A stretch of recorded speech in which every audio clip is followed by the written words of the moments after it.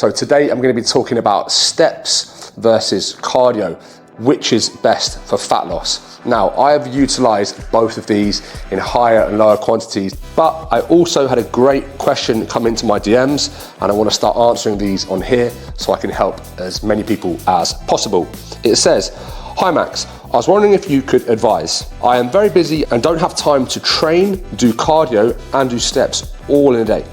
Is there one you would recommend over the other one in terms of importance? Thanks, love your videos." Cool, thank you. So, is there anyone that I recommend more? Now, first things first, training comes first. I know that's off topic, but I'm hoping that we are resistance training a few times a week, and then we're looking to what do we do with our cardio and our steps to lose body fat.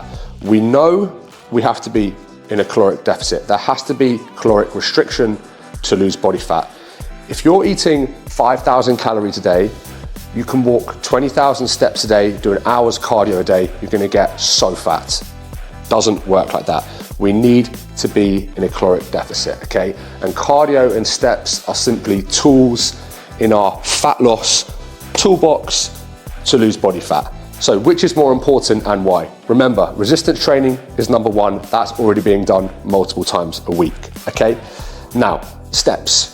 We all know our 10,000 steps a day to burn fat. You can walk yourself lean.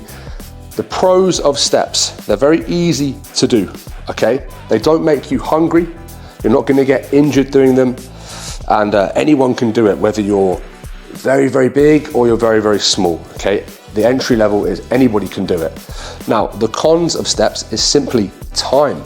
If you're a husband, a wife, a mother, a busy CEO, you haven't just got time to pop out and do 3 hours of walking a day, okay? In terms of calories burned, we're looking at between 30 and 50 calories burned per 1,000 steps. If you're a small female, around 30 calories. If you're a bigger male, around 50 calories a day.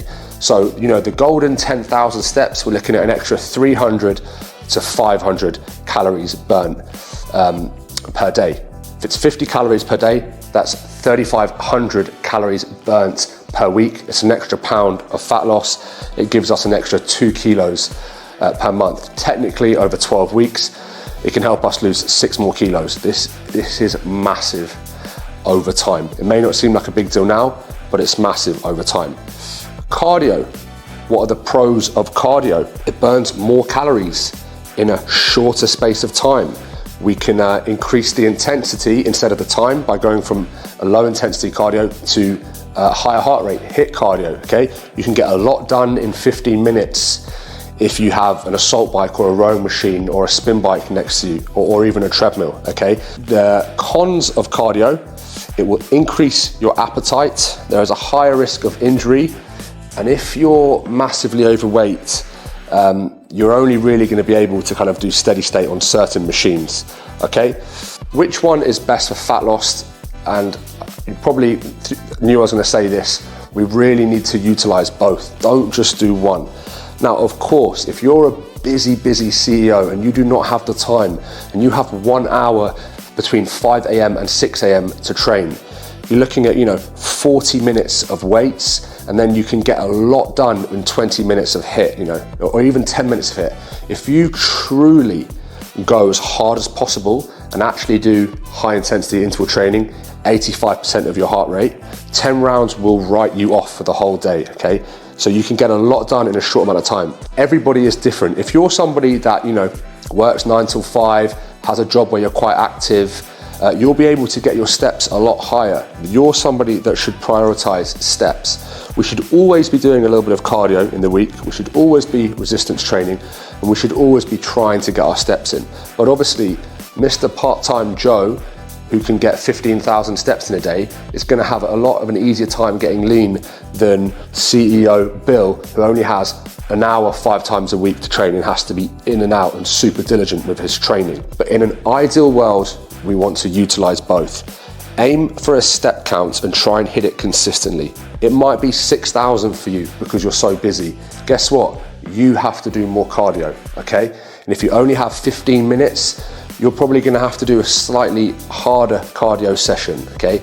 If you're somebody that only works 3 or 4 days a week or finishes at 5 o'clock, you should still be aiming for a decent step count per day, the higher the better, obviously, and you should maybe be doing some steady state cardio, maybe a 30-minute session a few times a week.